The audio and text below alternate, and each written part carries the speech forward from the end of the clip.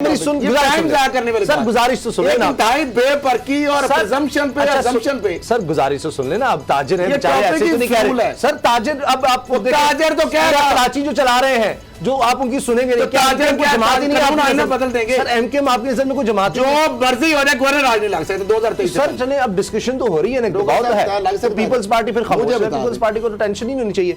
MQM कह रही है, ताजिर कह रहे हैं, आप कराची के ताजिर बड़े इन्फ्लुएंशियल लोग, फिर क्या मैं आपको कल की खबर बता देता हूं। चलो इससे हटकर, इससे लाड़काना का बयान नहीं आया था। लाड़काना में 21 लोगों को कुत्ते ने काटा, 17 उसमें गालिबन बच्चे, नंबर आगे पीछे हो सकते हैं, लेकिन गवर्नर काटने पे में गवर्नर राज लगा दिया जाएगा सर। गवर्नेंस क्या लाहौर में, लाहौर का जो क्राइम रेशियो है या पंजाब का जो क्राइम रेशियो है, उसका मुवाजना बाकी सूबों से करे तो आपको लग पता चलेगा कि पंजाब का क्राइम रेशियो कितना आगे है। तो पंजाब में भी फिर गवर्नर राज लगना चाहिए। जो केपीके के हालात है, केपीके में भी गवर्नर राज लगना चाहिए। जो कोयटा के हालात है, वहां पर भी गवर्नर राज सेंटर ही चला रहा है ना सर। पंजाब को भी सेंटर चला रहा है, केपी को भी सेंटर ही चला रहा है गवर्नर राजनाथ से। किस इल्जाम के तहत कौन सी ऐसी इमरजेंसी सिचुएशन है सर, वो कह रहे हैं वजह से वहां पर गवर्नर राज लगना है। सर एमकेएम कह रहा है हमारे मसाइल नहीं हल हो रहे, कराची के मसाइल हल नहीं हो रहे। क्या लोकल गवर्नमेंट का काम उस तरह से नहीं हो रहा? जो चीजें कहने से कानून और आइन बदल जाएगा? क्या ताजरों के कहने से गवर्नर राज लग सकता है? कौन लगाएगा?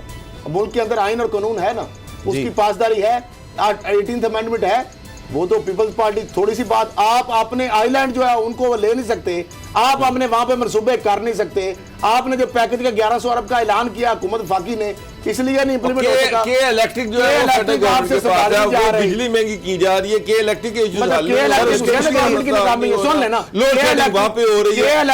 गवर्नमेंट की कल ये कहा यहाँ पे भी सदाती राज नाफिज कर दिया जाए फेडरल गवर्नमेंट को। तो इलेक्ट्रिक तो सुपाई चैप्टर नहीं है ना सर, उसका हल आ गया सर, उसका हल आ गया। हमाद अजहर साहब ने कह दिया वफाकी हुकूमत की तरफ से 350 मेगावाट इजाफी बिजली फराहम की जा रही थी इलेक्ट्रिक को, अब इसमें मजीद 200 मेगावाट का इजाफा कर दिया गया है। 124 अरब वो भी ना ले, मजीद उनको देते जाए, वो डिफॉल्ट करते जाए, और जब वो लूट के थक जाए खरल साहब, उसके बाद लायबिलिटी हुकूमत के ऊपर। और आप एक तरफ आप कहते हैं, आप दोनों कह रहे हैं जी फेडरल के पास है, फेडरल कुछ करने लगता है, आप वो उस पर भी पैसे तो लेना। जो तारें चोरी करके ले गया वो तो पकड़े, जो वो डिफॉल्ट किया वो तो ले, जो फेडरल गवर्नमेंट से एग्रीमेंट किया इतने मेगावाट हम पैदा करेंगे वो ले उनसे। अच्छा सर, अपनी बिजली पैदा करनी थी। 18वीं तरमीम के बाद अब कुछ कर सकते हैं अगर लग जाएगा तो 2-3 दफा ये मजाक उड़ा, ये लतीफा है, ये सदी का बड़ा लतीफा है। कौन ये फेडरल गवर्नमेंट सिंध में क्या क्यों गवर्नर राज लगा रही है? वो कैसे लगा सकती है? इसलिए कि कराची के मसाइल, कराची सिंध का सबसे बड़ा सूबा है, पाकिस्तान का शहर है। 2-3 दफा मजाक क्या लगाएगी? किस चार्ज पे? कौन सी ऐसी चीज जो सिंध में हो रही है और बाकी सूबों में नहीं हो रही? कौन सी ऐसी चीज जो सिंध गवर्नमेंट कर रही है और फेडरल गवर्नमेंट कोई नहीं कर रही? मुझे एक चीज तो बताइए, पंजाब में सारी दुनिया सारी दुनिया कह रही कि पंजाब के हालात ठीक नहीं है, क्राइम के फिगर यहाँ पर ठीक नहीं है। कौन सी दूध और शहद की नहरें यहाँ पर बह रही है? अगर सिंध में कराची का मुझे ये बता सर, एमकेएम की बात तो सुन लेना। एमकेएम तो क्या एमकेएम तो आप सर क्या उनको वोट मर्दमशुमारी एमकेएम पार्टी हो गई है सर? क्या गैर 3-4 साल से मर्दमशुमारी का शोर क्या गवर्नर राज नहीं लिखा हुआ आइन में के लग सकता है? क्या गवर्नर राज आइन में नहीं लिखा? हुकूमत वफाकी तो दिलचस्पी ले नहीं रही, ना वो लगा सकती। मैं उनकी डिमांड बताता हूं। आप कह रहे हैं इमरान इस्माइल ने कहा, सुन ना, गवर्नर इमरान इस्माइल उनको सर मुलाकात में होंगे ना कल? नहीं, उन्होंने कहा है क्या हम लगा रहे हैं। क्या वज़ीर आज़म इमरान खान ने कहा है? क्या सदर आरिफ अलवी वहां गया, उन्होंने कहा है कि हम लगा रहे हैं? क्या असद उमर ने कहा है?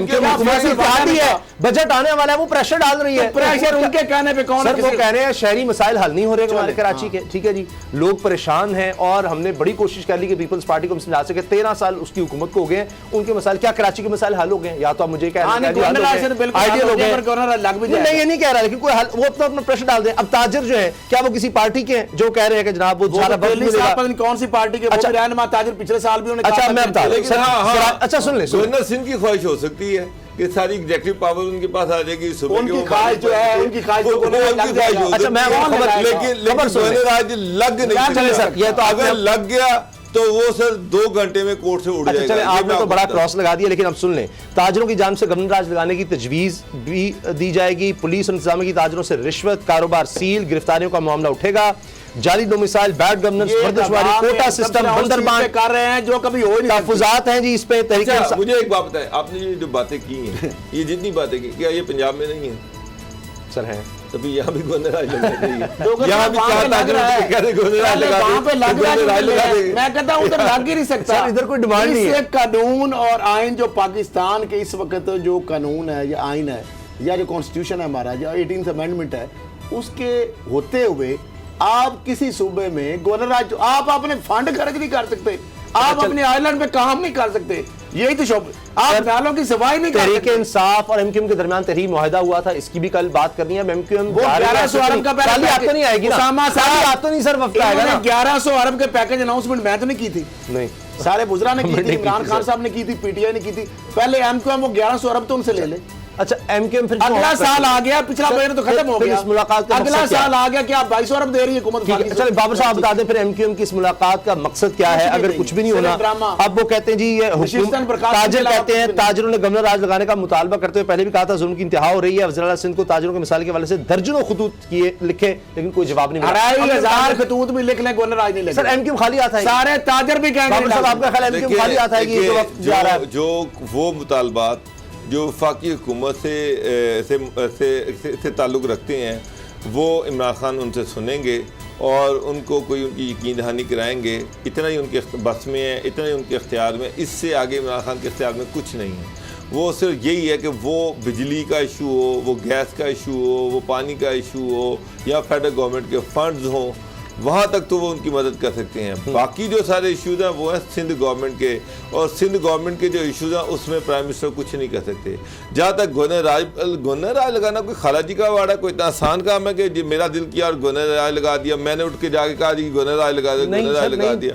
अभी कोई पीडीएम एक बहुत बड़ी पार्टी थी, सारे लोग थे, वो कहते इतनी बड़ी पोलिटिकल पार्टी, इतनी फॉलोइंग, वो कहेंगे जी हुकूमत तोड़ दो। पीपल्स पार्टी ने लगाया था नून लीग के दौर में, पीपल्स पार्टी ने नून लीग के दौर में गवर्नर राज लगाया था, पंजाब में लगाया था।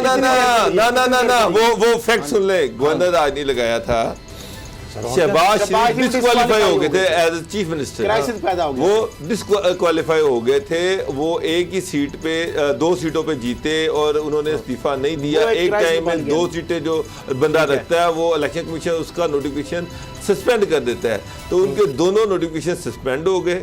उस वक्त एक कॉन्स्टिट्यूशनल क्राइसिस पैदा हो गया। नून लीग ने सीएम के लिए कोई नया कैंडिडेट नहीं दिया। जब सीएम ने कोई पीएमएलएन जो बड़ी पार्टी थी, मेजोरिटी पार्टी, उन्होंने कैंडिडेट नहीं दिया, तो फिर पार्टी ने अल्टीमेटली गवर्नर राज लगा दिया।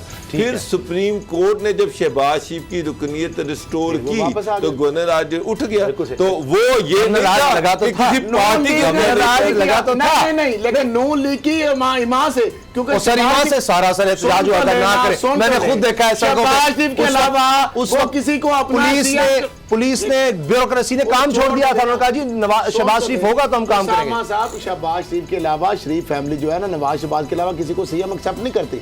वो नून लीग का सीएम को देने के लिए तैयार नहीं थे, तो उनके लिए तो मसला ठीक है, वो सीएम बनने के काबिल हो गए। चले आपने बाबर साहब ने कहा जी इमरान खान जो उनके बस में होगा वो कर सकेंगे। बस में क्या है, 6 रुपए 31 पैसे फी यूनिट महंगी करने की तजवीज है। के इलेक्ट्रिक कहा जी नेपरा से कि ये बिजली जो है, इसमें गवर्नर राज की जरूरत तो नहीं है। ये गवर्नर राज की ना होने की क्या, ये उसके होने की वजह से ये इसका तल्लक है। आप कह रहे हैं कि इलेक्ट्रिक डायरेक्ट उनके अंदर है, तो इसमें कर लेना।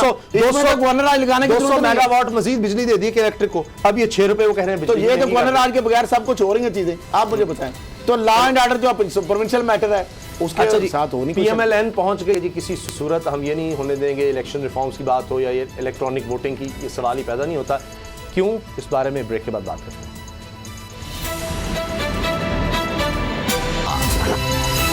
नून लीग इस्लामाबाद हाई कोर्ट पहुंच गई है एक दफ़ा फिर, और मामला बहुत बड़ा है।